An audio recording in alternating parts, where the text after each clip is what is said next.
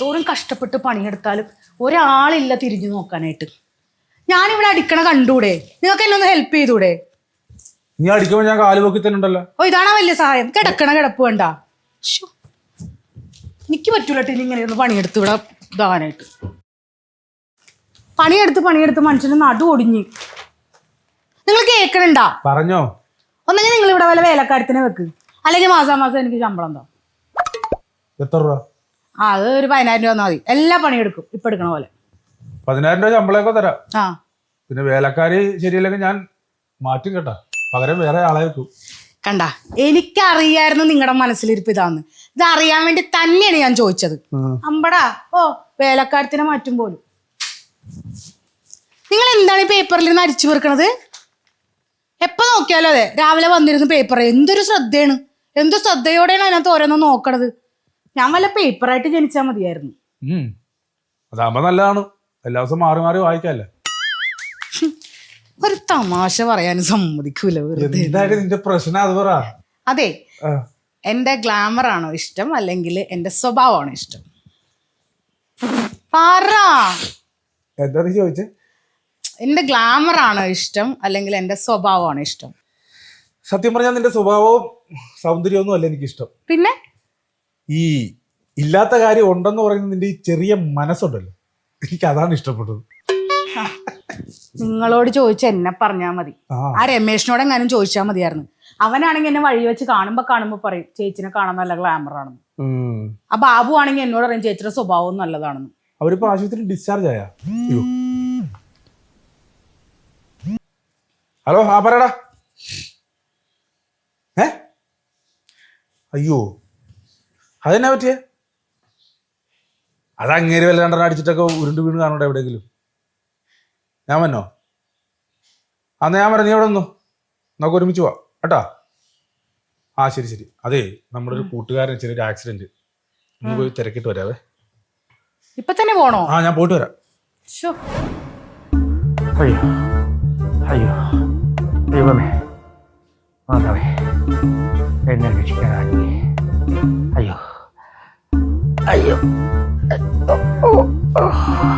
ജനിച്ച ഒരു നാള് മരിക്കാൻ വേണ്ടിയാണ് മനുഷ്യൻ ജീവിക്കണത്. പക്ഷെ മരിച്ച പോലെ ജീവിക്കേണ്ട അവസ്ഥ എനിക്ക് വന്നല്ല. എന്നെ രക്ഷിക്കാൻ ഒരുത്തനുമില്ല, എൻ്റെ കാശ് മാത്രം മതി. അയ്യോ ദൈവമേ, അയ്യോ എനിക്ക് വയ്യേ. അയ്യോ ആരെങ്കിലും ഉണ്ടോ എന്നെ ഒന്ന് ഹോസ്പിറ്റലിൽ കൊണ്ടുപോകാൻ? ചേട്ടാ അയ്യോ ആരാ എന്താ പറ്റിയെന്ന് പറഞ്ഞു? കണ്ണ് മങ്ങിപ്പായും പോയി മോനെ. എന്നാ പറ്റിയെന്ന് പറ. തെളിഞ്ഞു വരാൻ നിൽക്കട്ടെ, നോക്കട്ടെ. ആ നിങ്ങളാണ്? ഒന്നും പറയണ്ടടാ, ഇന്നലെ മഴയും കൊണ്ടാണ് വന്നത്. അതാണ് ഞങ്ങളവിടെ മഴയില്ലാഞ്ഞത്. ചേട്ടൻ മഴയും കൊണ്ട് വന്നല്ലേ? ആ മഴയും കൊണ്ട് ഞാൻ ഇങ്ങോട്ട് വന്നെന്നല്ല പറഞ്ഞത്. മഴയും കൊണ്ടാണ് ഞാൻ വന്ന് കയറിയത്. കുടയില്ലായിരുന്നു, ഓഫീസിൽ വെച്ച് മറന്നുപോയി. മഴയും കൊണ്ട് വന്ന് വീട്ടിൽ വന്ന് കയറിയപ്പോ എനിക്ക് പനിയില്ല. ഒരു 12 മണിയായപ്പോൾ ദേഹം മുഴുവൻ അങ്ങോട്ട് വിറച്ച് തുള്ളാൻ തുടങ്ങി. പിന്നെ പനിയായി, പിന്നെ ചുമയായി, നെഞ്ചുവേദനയായി, കഫക്കെട്ടായി, തുമ്മലായി, ചീറ്റലായി, മൂക്ക് ചീറ്റി ഇവിടെയും വേദന, കൈക്കും വേദന, വയ്യാണ്ടായി. മൂക്കിൽ നിന്നാണെങ്കിൽ ഇങ്ങനെ ഒലിച്ചുകൊണ്ടിരിക്കണം. അല്ല പഞ്ഞി എടുത്ത് കുത്തി മൂക്കിൽ വെച്ചിട്ട് കിടക്കണമെന്ന് തോന്നി. കിടക്കാറുന്നല്ലേ? നേരം വിളിക്കുമ്പോ ഞാൻ മൂക്കി പഞ്ഞും വെച്ച് കിടക്കണ കണ്ടിട്ട് അവളും മക്കളെ മക്കളും കൂടി വന്ന് എന്നെ കുഴിയിലെടുത്തിട്ട് മൂടിക്കളയോന്ന് കരുതി. പിന്നെ ഞാൻ ചെയ്തില്ല. ഒന്നും പറയണ്ട. അയ്യോ എവിടെ പോകാനാണ്? ആയുർവേദം സൈഡ് എഫക്ട് ഇല്ല. ആയുർവേദം വേണ്ട, ആയുർവേദം കഴിച്ചാൽ ഇപ്പൊ അധികം മരുന്ന് വെള്ള കയ്പും കാര്യം. നമുക്ക് ഹോമിയോയിൽ അതാകുമ്പോ ഒട്ടും എഫക്ട് ഉണ്ടാവില്ല. എഫക്ട് ഇല്ലാത്ത മരുന്ന് കഴിച്ചിട്ട് എന്താ കാര്യം? വെറുതെ കാശ് കളഞ്ഞിട്ട് എന്താ കാര്യം? അല്ലെങ്കിൽ ഒരു പണി അലോപ്പതി കൊണ്ടുപോവാ. അലോപ്പതി കഴിച്ചാൽ ഭയങ്കര എഫക്ട് അല്ലേ, സൈഡ് എഫക്ട് അല്ലേ? അത് പിന്നീട് കേടല്ലേ. എനിക്ക് എന്താ നമുക്ക് എവിടെയെങ്കിലും കൊണ്ടുപോകണ്ടേ? മസാജ്. അയ്യോ ഇത്രയൊക്കെ വയ്യാതെ കിടക്കുന്ന ഒരാളെ ആശുപത്രി കൊണ്ടുപോകണ്ടേ? ഞങ്ങളിപ്പോ അലോപ്പതി കൊണ്ടുപോകാം, ആയുർവേദത്തിൽ കൊണ്ടുപോകാം, ഹോമിയോപ്പതി കൊണ്ടുപോകാൻ സമ്മതിക്കണില്ല. നിങ്ങൾക്കൊക്കെ വേറെ പണിയില്ലേ? ഇതൊക്കെ ഇയാളുടെ നമ്പറാണ്. പിന്നെ എവിടെ പോകണം ചേട്ടൻ? പറയാം. മെസ്സേജ് അയച്ചുള്ള പരിപാടിയാണ് ഇപ്പൊ. മെസ്സേജ് അല്ല, മസാജ്. കർക്കിടകല്ലേ, ഒന്ന് ഉഴിച്ചിലും പിടിച്ചിലൊക്കെ കേട്ടല്ല, കർക്കിടക്കഞ്ഞിയും കുടിച്ച് ഉഴിച്ചിലും പിഴിച്ചിലും നടത്താനായിട്ട് കൊണ്ടുപോകണമെന്നാണ് ഇയാൾ പറയുന്നത്. കൊണ്ടുപോകട്. അയ്യേ, അവിടെ ഞാനൊന്നും കൊണ്ടുപോകത്തില്ല. 2 പെണ്ണുങ്ങളാണ് അവിടെ ഉഴിയാനും പിഴിയാനും ഒക്കെ നിക്കണത്. അതിന്റെ കുന്തളിപ്പായി കാണിക്കണത്. അതെവിടെയാണത്? പാലത്തിന്റെ കിട്ടണല്ലോ, പാലത്തിന്റെ അടി. അയ്യോ പോയില്ലട്ടാ, ബ്ലേഡൊന്നുമില്ല. അവിടെ 1200 എനിക്ക് 1000 രൂപ ചെയ്ത് തരാന്ന് പറഞ്ഞു. ബ്ലേഡ് അല്ലെന്ന് റൈഡായിരുന്നു ഇന്നലെ. ആരെങ്കിലും പിടിച്ചാ? നിങ്ങളുടെ കൂട്ടുകാരൻ സോമൻ ചേട്ടനില്ലേ, ആ പുള്ളിനെ ഇന്നലെ പിടിച്ചതാണ്. അവിടേക്കും പോകണ്ട. 60 വയസ്സുള്ള അവൻ മസാജിന് പോയാ. പോലീസ് ഒക്കെ കൊണ്ടുപോയി. അവിടെ അനാശ്വാസമായിട്ടൊക്കെ പറഞ്ഞിട്ട് അതിനിപ്പുറത്ത് പറഞ്ഞോണ്ടല്ലോ. അവിടെ പാലത്തിന്റെ അപ്പുറത്തുണ്ടോ?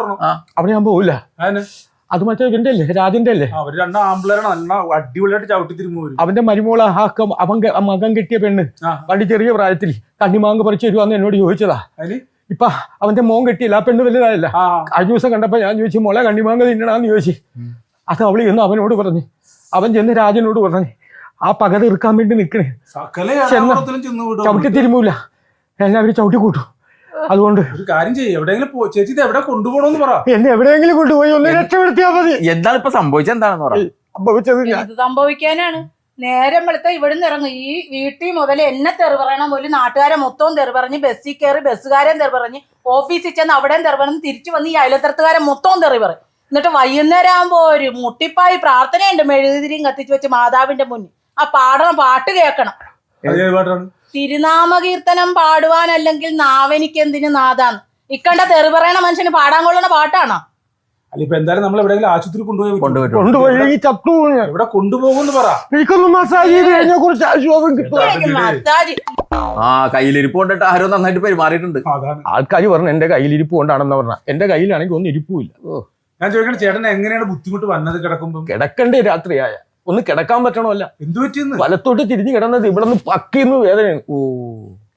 അപ്പൊ ഒരു ഇടത്തോട്ട് തിരിഞ്ഞു കിടക്കണം. ഇടത്തോട്ട് എങ്ങനെ തിരിഞ്ഞു കിടക്കാനാണ്? ഇവിടെ എന്റെ മുഖത്ത് നോക്കി ഇടതുവശം കിടക്കണേ. പ്രാണവേദന. ഉറങ്ങാൻ പറ്റുമോ? സ്വപ്നം കാണാൻ പറ്റുമോ? ഇപ്പൊ എന്തായാലും ഇങ്ങനെ വെച്ചോണ്ടിരിക്കാൻ പറ്റില്ല. ചേച്ചി ഒരു ഓപ്ഷൻ പറ, നമുക്ക് എവിടെയെങ്കിലും കൊണ്ടുപോയി പറ്റും. അയ്യോ മസാജ് ആയിട്ടില്ലെങ്കിൽ കുറച്ച് ആശ്വാസം. മസാജ് വീട് സ്റ്റീം ബാത്തായാലും മതിയാണ്. വേണ്ട വേണ്ട. ആഗ്രഹം. എടാ ഇയാടെ സ്വഭാവം എന്താ നിങ്ങൾക്ക് അറിയാമോ? നിലാവത്ത് അഴിച്ചുവിട്ട കോഴിനെ പോലെ എഴുന്നേറ്റിട്ട് ഒരു കാക്കക്കുളിയും കുളിച്ചിട്ട് കുരങ്ങിനെ പോലെ പടപടാന്ന് വാരി തിന്നു. എന്നിട്ട് പന്തേ കുതിര പോലെ ഓഫീസിലോട്ട് ഓടും. അവിടെ ചെന്ന് കഴുതേനെ പോലെയാണ് പണിയെടുക്കണം. തിരിച്ച് ഇവിടെ വന്നിട്ട് പട്ടിനെ പോലെ എന്റെ നേരെ കിടന്നുകൊണ്ട് കുരയ്ക്കും. വൈകുന്നേരം ആകുമ്പോ മുതലേനെ പോലെ വലിച്ചു വാരി ഒരു തീറ്റയുണ്ട്. അത് കഴിഞ്ഞ് രാത്രിയിൽ പോത്ത് പോലെ കിടന്നുറക്കും.